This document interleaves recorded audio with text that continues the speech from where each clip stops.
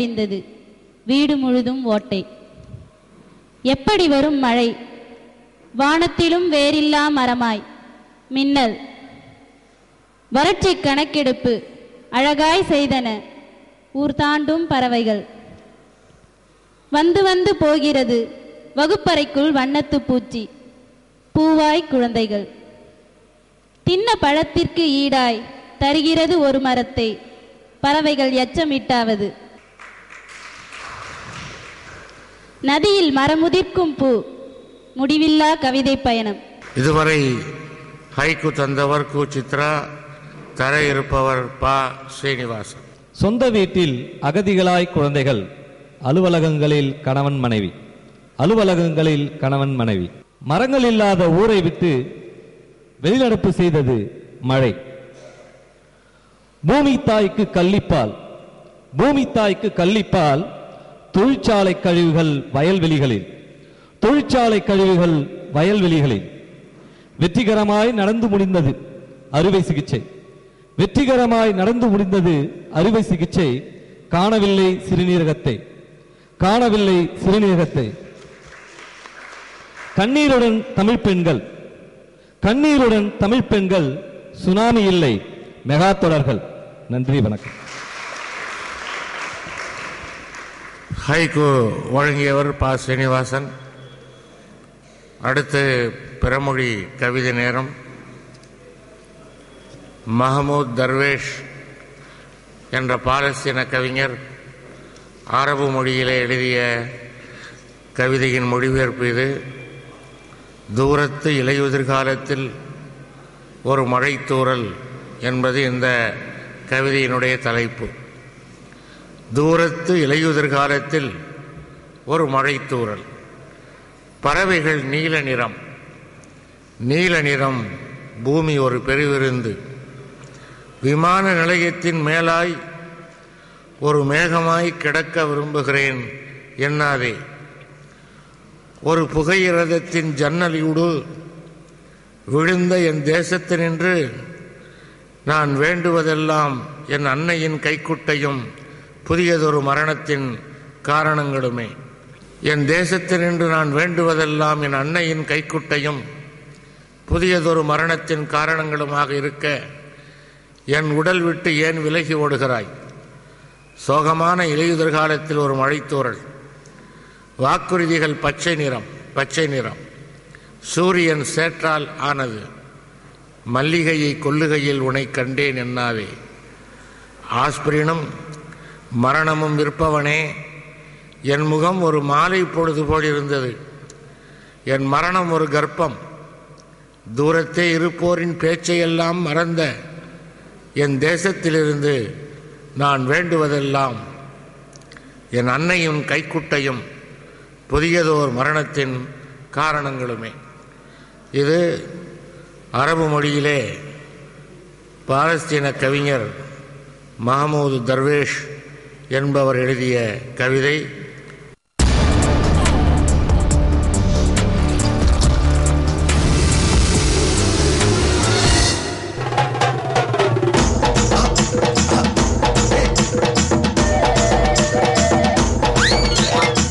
Wherever you are, we'll reach you then.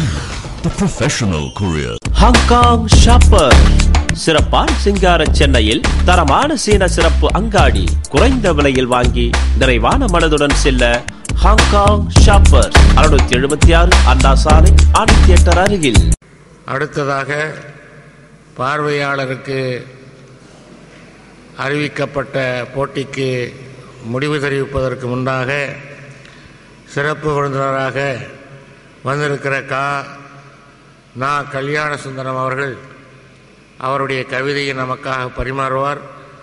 பிறந்தது, வளர்ந்தது, வாழ்ந்தது என்று நம் வாழ்க்கை எப்போதும் யதார்த்தமாய் இருந்தாலும் சேவைகளும் சிந்தனைகளின் பகிர்வுகளுமே நமது காயங்களின் விருதுகள் என்ற நினைவுகள் வாழ்நாளில் ஆளுமை செய்ய நமது எச்சங்களுக்கு நாமே தீர்வு காண வேண்டும் என்று எழுதுகிற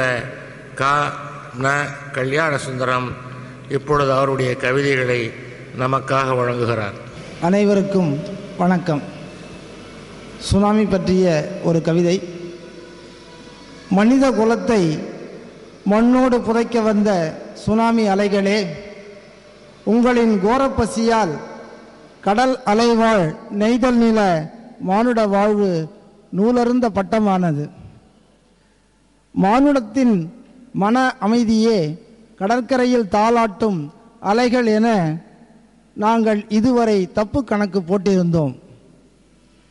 தாளாட்டில் படுத்துறங்கி கிடந்த மழலைகளை சுனாமி அலைக்கயிற்றால் தூக்கிலிட்ட அரக்கன் என்று இப்பொழுதுதான் புரிந்தது. கடற்கரையில் மணல் வீடு கட்டி அலையெடுத்து இடிந்தபோது கூட பொறுத்து கொண்டோம். ஆனால் லட்சக்கணக்கில் மனித உயிர்களை மாய்க்க வந்த உனது அவலட்சண பயணத்தை இந்த மனித குலம் இனி அனுமதிக்காது. தீவுகளின் எல்லைகள் காணாமல் போனது. உலக வரைபடத்தின் தென்கிழக்கு ஆசிய நாடுகளின் அமைதி கோடுகள் அழிந்து போயின. சுனாமி கடல் அலையே, உனது அநியாய செயல்களுக்கு பாடம் புகட்டத்தான் போகிறோம். அறிவியல் வளர்ச்சியில் அயராது உழைக்கும் இளைய தலைமுறைகள் உன்னை சிறைப்படுத்தி கம்பி எண்ண வைக்க காத்திருக்கிறார்கள்.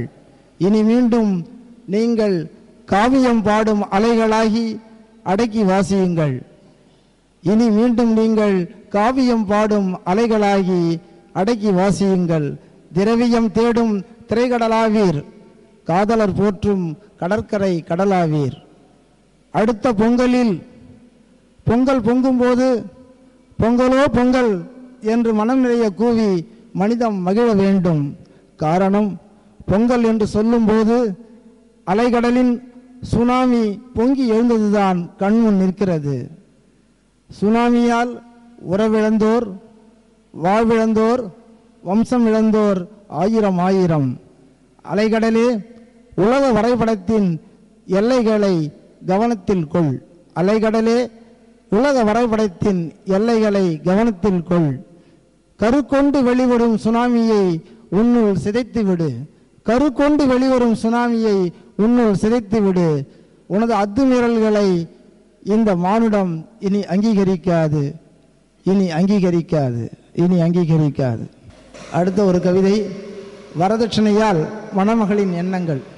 அன்று நிச்சய வேளையில் என்கரம் பற்ற அவனுக்கு வரதட்சணைகள். அன்று நிச்சய வேளையில் என்கரம் பற்ற அவனுக்கு வரதட்சணைகள். இன்று மணப்பந்தலில் நான் அம்மி மிதிக்க என் காலை பிடித்தான். எட்டி உதைத்து தள்ள ஒரு கணம் நினைத்தேன். கல்லானாலும் கணவன் என்றே நினைத்து கல்லாய் நின்றேன். கல்லானாலும் கணவன் என்றே நினைத்து கல்லாய் நின்றேன். அன்னையின் நினைவுகளாய் மணல் இட்டிலிகள் என்ற தலைப்பிலே ஒரு கவிதை. மழை பெய்து ஈரமானது மணல். போன வருடம் கார்த்திகை தீபத்துக்கு வாங்கிய அகல்களை தேடி பிடித்தேன். வாங்க வாங்க சூடான இட்லி. வரிசையாய் சுட்டு வைத்த மணல் இட்லிகளை அவுக் அவுக் என்று உண்பது போல் பாவனை செய்த என் நண்பர்கள். தணல் கொண்டு வேகாத மணல் இட்லிகளால் நண்பர்களின் வயிறு நிறைந்ததோ இல்லையோ, என் அகம் நிறைந்தது மறைந்த அம்மாவின் நினைவுகளால். அடுத்ததாக வாயில்லா ஜீவன்களுக்கான ஒரு கவிதை. ரணம் ஆறாமல். சந்தைக்கு செல்லும் வார வண்டி. சந்தைக்கு செல்லும் வார வண்டி சரக்கு ஏற்றியதும் அசைய மறுத்த எருதுகளை அவன் வெறுப்புடன் பார்த்தான். கடும் வெயில் காதுகளை குடையும் முன் அடுத்த கிராமத்து சந்தைக்கு சென்றாக வேண்டும். சகட்டு மேனிக்கு அடித்த அடியில் சாட்டை கூட பிந்து போனது. நேரத்தோடு பறந்து சென்று 100 கணக்கில் வியாபாரம் செய்து முதலாளியிடம் நல்ல பெயர் வாங்கியும் கூட மனதில் நிம்மதி இல்லை. மாலையில் அவன் மனைவி குப்பம்மா பச்சிலையால் எருதுகளின் சாட்டை தழும்புகளுக்கு 10 போடும்போது இவன் மட்டும் ரணம் ஆறாத வெந்த நெஞ்சோடு வாயில்லாத ஜீவனாய் விக்கித்து நின்றான். இதுவரை கவிதை வழங்கியவர் கல்யாண சுந்தரம். இந்த அமர்விற்கான போட்டி கவிதை எழுதியவர்களுள் யார் தேர்ந்தெடுக்கப்பட்டிருக்கிறார் என்ற முடிவு. சன்னியாசிகளின் உடலில் காவி நிறம் இருப்பது, உடையில் காவி நிறம் இருப்பது ஏன் என்ற தலைப்பிலே 19 பேர் கவிதை எழுதியிருக்கிறார்கள். ஷாகா யுவராஜ் நேசன், ஆ ரமணன், பா ஜெயக்குமார், கா சங்கர், சுகுணாமணாளன், ஆ மாணிக்கவேலு, சு சேகர், எஸ் காசி, ஞாலன், கு உமாதேவி, பே கோடி சிவராமன், வேமு சீனிவாசன், டி எஸ் முரளி, சாயிராமணி, இரா Shanthi, Sivasnegithan, R Venugopal, G Karthikeyan, K Marudhu. இந்த போட்டியிலே வெற்றி பெற்றவர் கே மருது. அவரை மேடை கலைக்கிறோம். நம்முடைய பாராட்டுதல்களை தெரிவித்துக் கொள்கிறோம். சன்னியாசியின் உடையில் காவி நிறம் இருப்பது ஏன் என்ற இத்தலைப்பு. எனது பதில்: உழைப்பை உணர்ந்தவனுக்கு குருதியின் சிவப்பு பிடித்திருக்கிறது, உண்மையை உணர்ந்தவனுக்கு நேர்மையின் வெண்மை பிடித்திருக்கிறது, அன்பினை உணர்ந்தவனுக்கு பண்பின் பச்சை பிடித்திருக்கிறது. இவை அனைத்தையும் விட்டு விலகிய சன்னியாசிக்கோ ஆன்மீகத்தின் காவி உடை பிடித்திருக்கிறது. நன்றி. அக்டோபர் மாதம் 30ஆம் தேதி ஒளிபரப்பான கவிராத்திரி நிகழ்ச்சியில் கொடுக்கப்பட்ட அஞ்சல் கவிதைக்கான தலைப்பு மணமகள் அம்மி மிதிப்பது ஏன். இந்த தலைப்பில் கவிதை எழுதி பரிசை வெல்பவர் நீலகிரியைச் சார்ந்த KJ வினோத்குமார். அவர் எழுதிய கவிதை இதோ. காரசாரமாய் மசாலா அரைக்கும் அம்மியைப் போல் புகுந்த வீட்டில் இருப்பதில்லை என்பதற்காக சத்தியம் செய்கிறாள். நவம்பர் 6ஆம் தேதி ஒளிபரப்பான கவிராத்திரி நிகழ்ச்சியில் கொடுக்கப்பட்ட அஞ்சல் கவிதை தலைப்பு கடல் நீர் உப்பு கரிப்பது ஏன். இந்த தலைப்பின் கீழ் கவிதை எழுதி பரிசுக்குரியவராக தேர்ந்தெடுக்கப்பட்டிருப்பவர் திண்டுக்கல்லை சார்ந்த தயா கவிச்சிற்பி. இதோ அவர் எழுதிய கவிதை. பிடிபட்டால் மரணம் என்ற மீன்களின் கண்ணீரும், பிடிக்காமல் போனால் உலை கொதிக்காது என்ற மீனவரின் கண்ணீரும் ஒன்றாய் கலப்பதால் உப்பு கரிக்கிறது கடல் நீர்.